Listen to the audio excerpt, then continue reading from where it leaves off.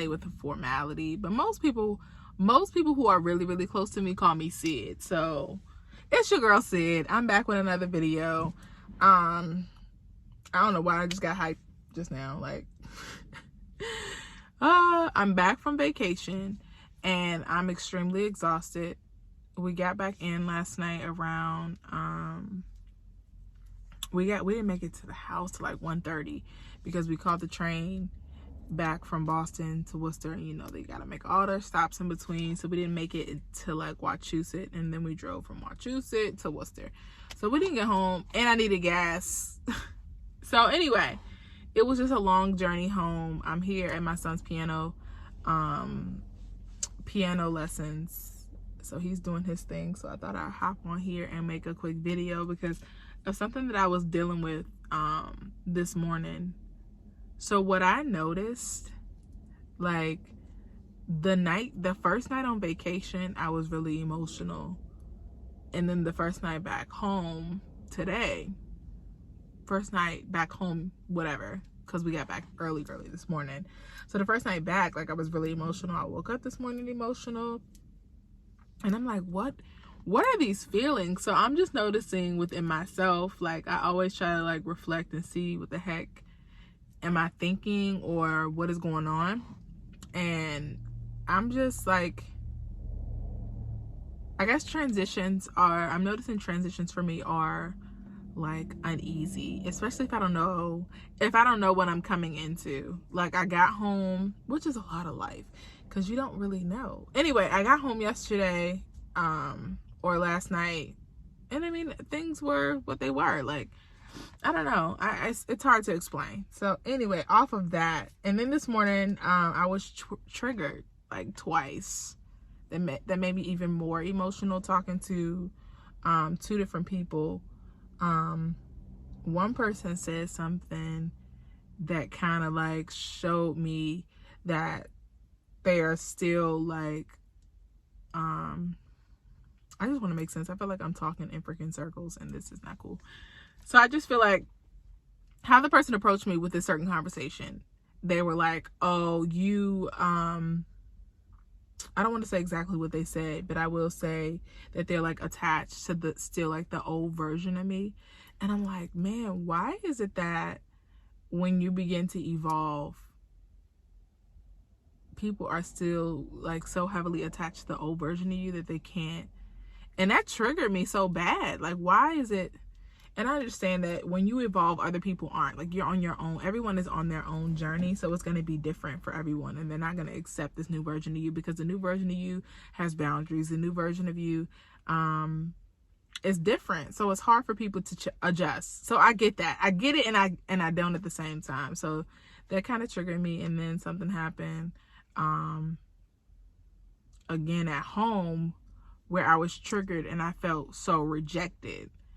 And I was just writing in my journal, like, why did that action of this other person make you feel rejected? Why did their facial expressions, why did what they did make you feel so rejected? So I just started to look inward.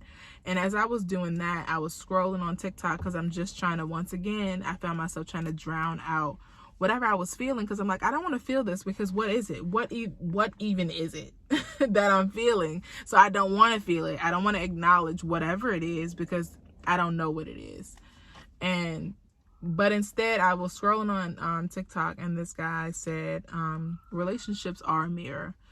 Whether they're friendships, intimate relationships, mother-daughter, whoever, relationships as a whole are mirrors, and they hold up to you, and however you respond is your choice. So he was basically saying, like, you can continue to be shut down and closed off and not allow anyone in, or you can address whatever it is that you're feeling, even if you can't pinpoint exactly what the feeling is.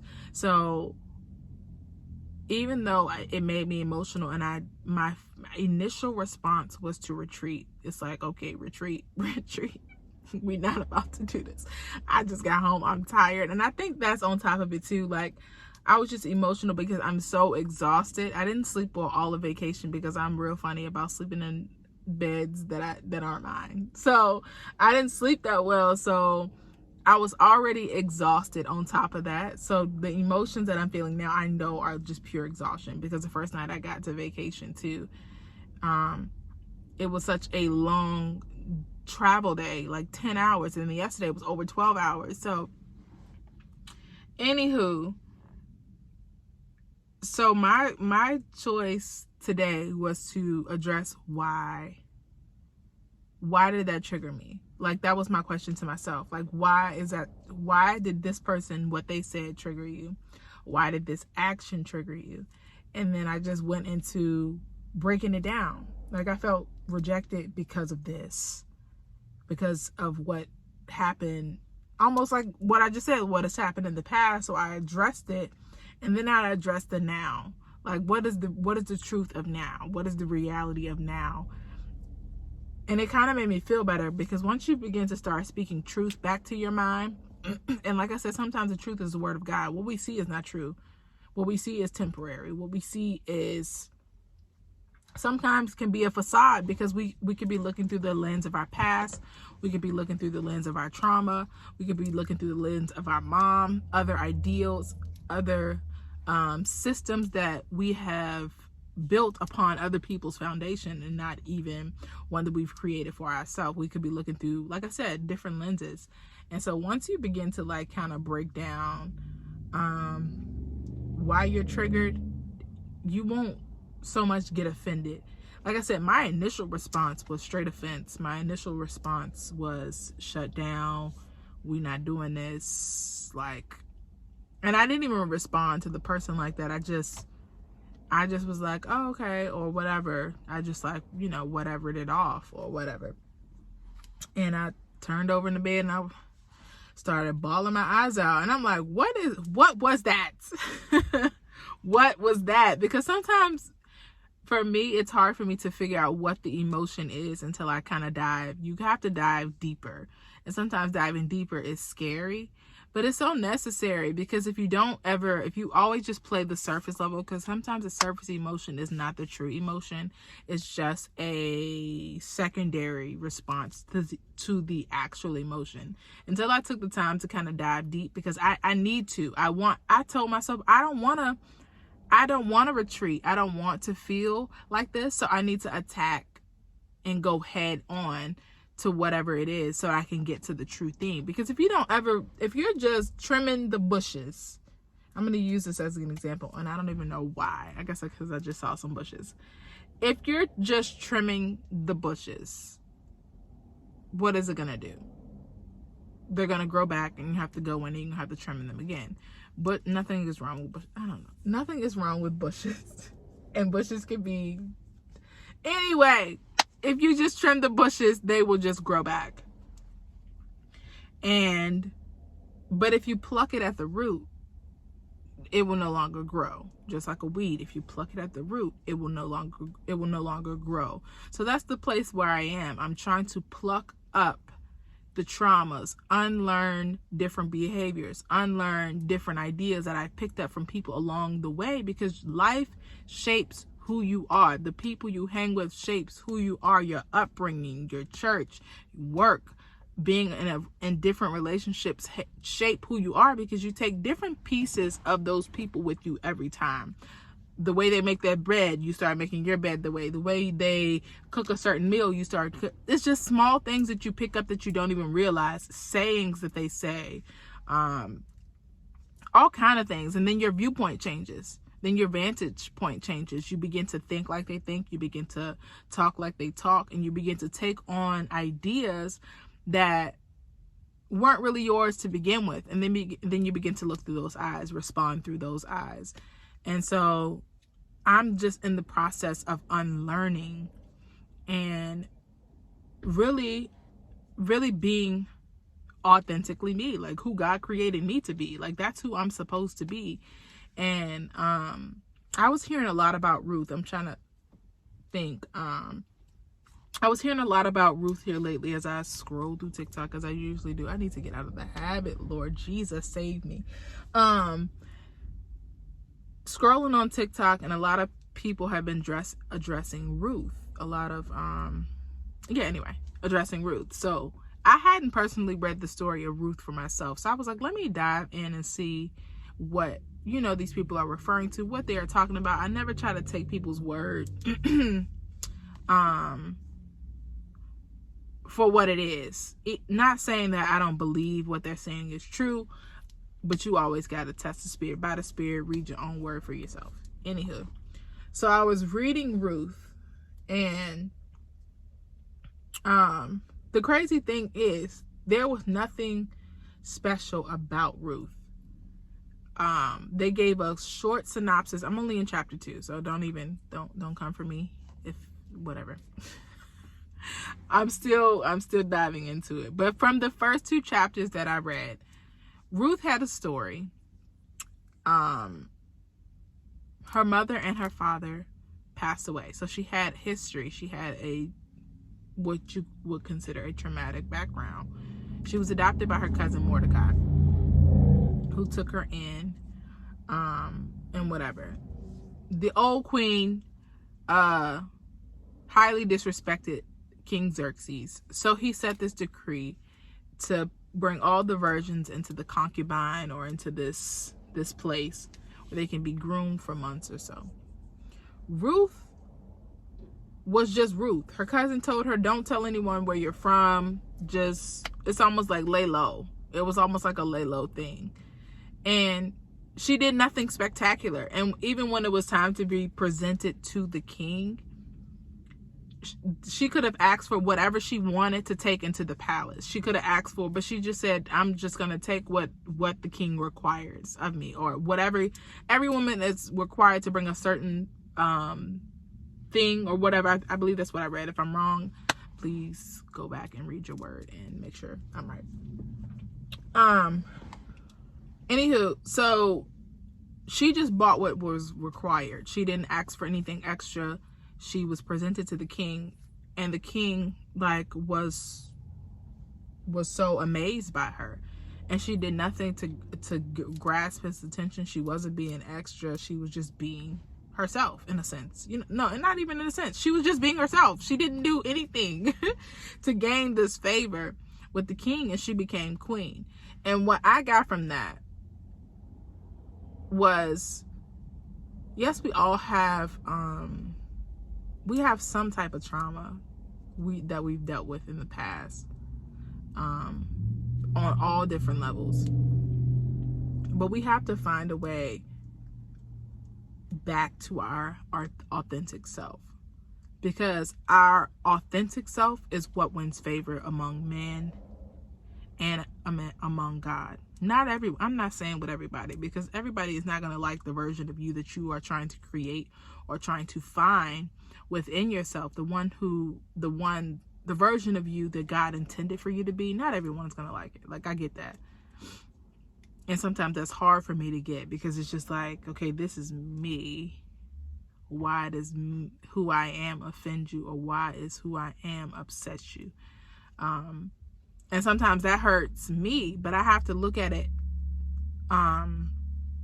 in a sense that if me being me hurts you, you're not supposed to be in my life. Like, if me being me offends you, if me being me is so irritating, then you definitely not supposed to be in my life. Like, if you can't like me for being myself, if I gotta adjust to, great levels, no, that I'm not supposed to be in your life, because your authentic self will attract the right people. You will begin to find favor with who's supposed to be in your life, and you'll begin to and they will just accept you for who you are, though it's tough in a sense, because who you want to accept you sometimes won't.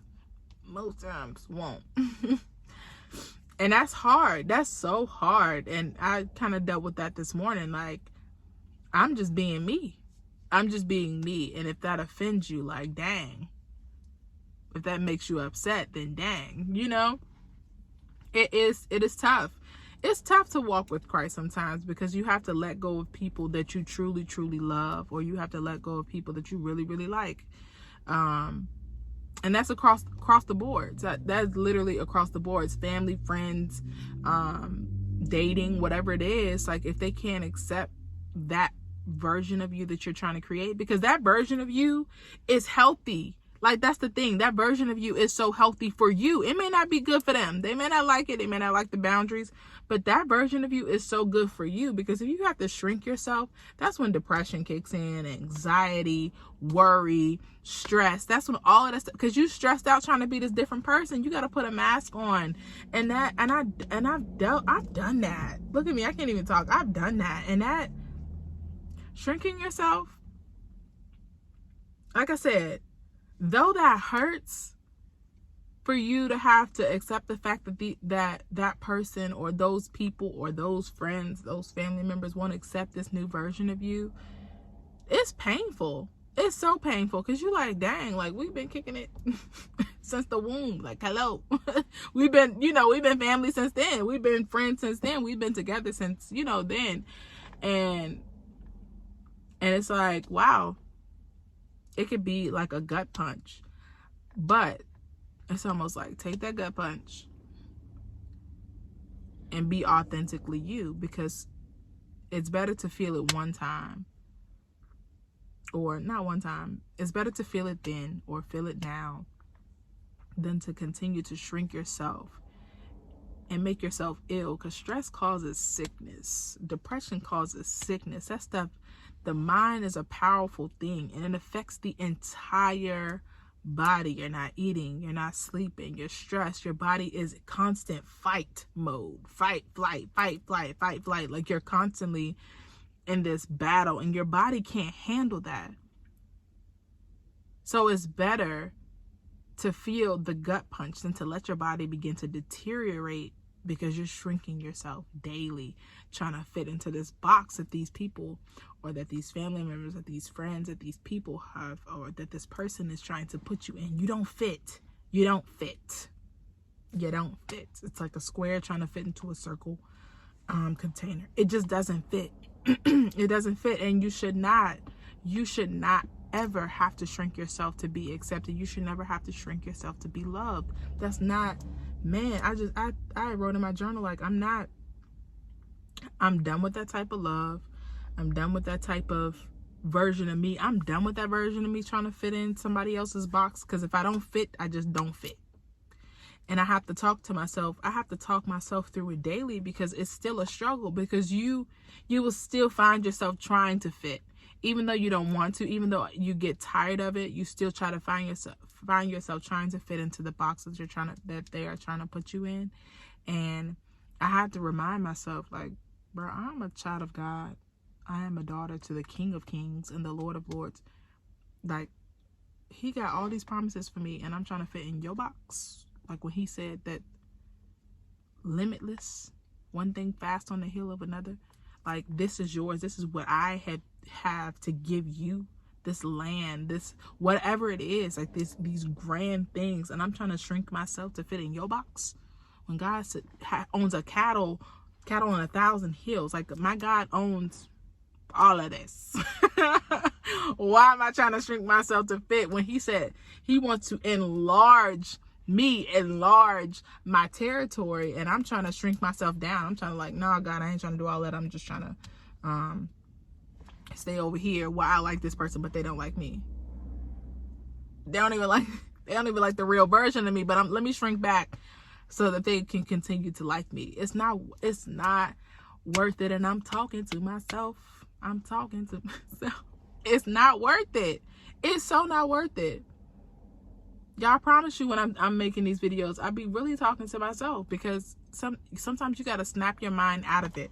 Because just as I was referring to how people in your life only know this version or a certain version of you, and they stay attached to that version of you. You yourself are attached to that version of you, and sometimes you always, that's why it says be renewed in this, renew your mind, be renewed to the spirit of it.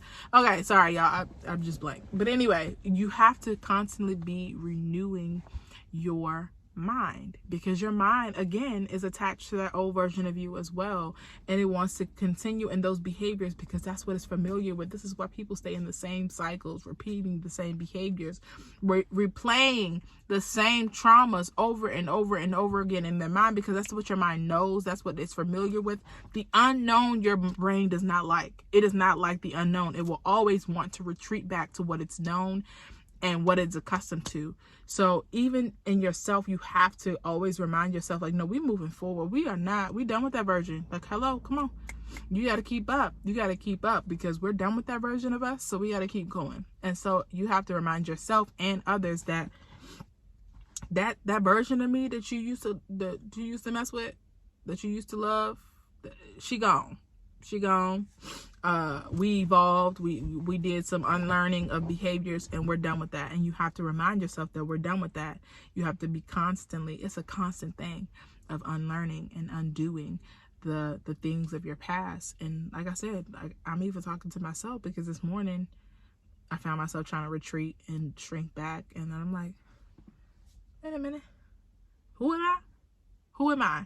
And you tell yourself who you are. Who you are. Like, you have to remind yourself, and who you are is found in the word. Fearfully and wonderfully made, a child of God. Precious. God made you. He breathed life into you.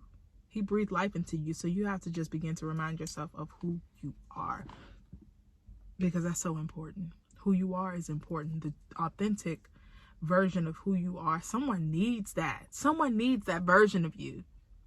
That's the thing. Someone needs that version of you, and we're trying to shrink back and make ourselves so little for one. Sometimes it's one person. When God wants you to impact many, there is a group of people who are specifically assigned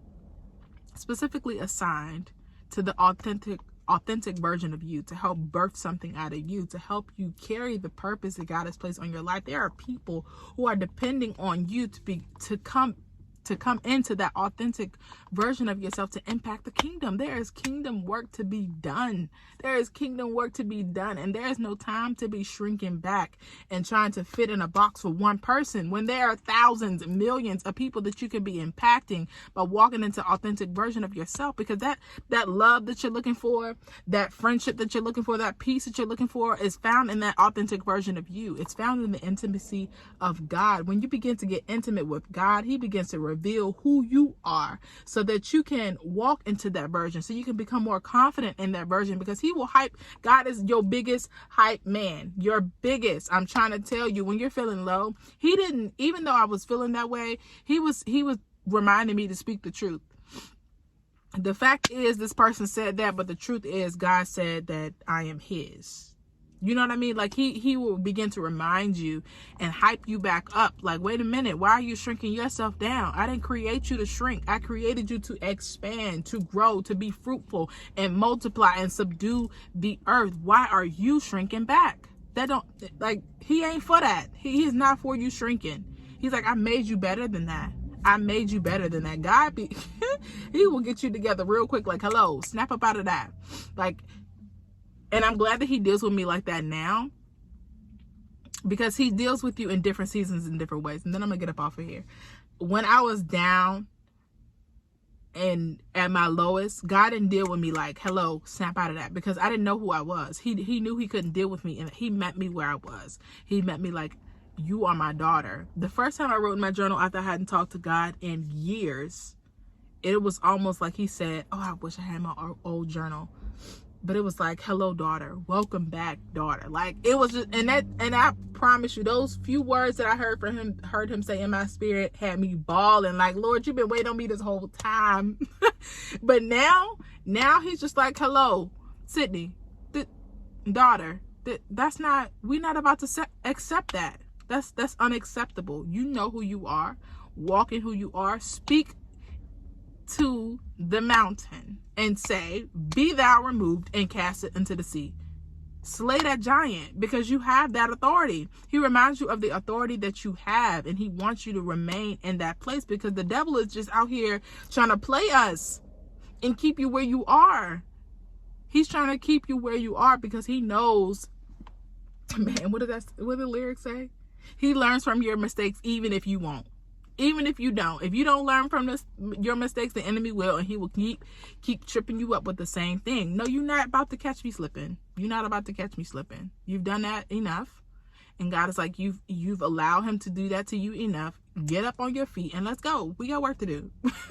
We got work to do. And God, man, y'all better get you some Jesus in your life, because he will get you all the way together. He literally becomes your best friend. He talks to you like, and I never believed that, because when I really never believed that God can talk to you however he desires to talk to you. What I mean by that is like in different ways. Like, you'll be surprised how the Lord begins to speak to you, in what ways he does that. And it amazes me. The closer I get, the more I continue to walk this walk. It just amazes me how he speaks to me. I'll be like, God, you really just...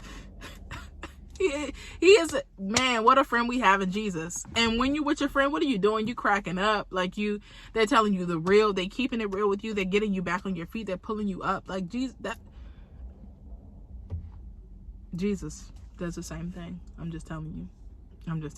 He really does that. He gets you all the way together, and it's a beautiful thing.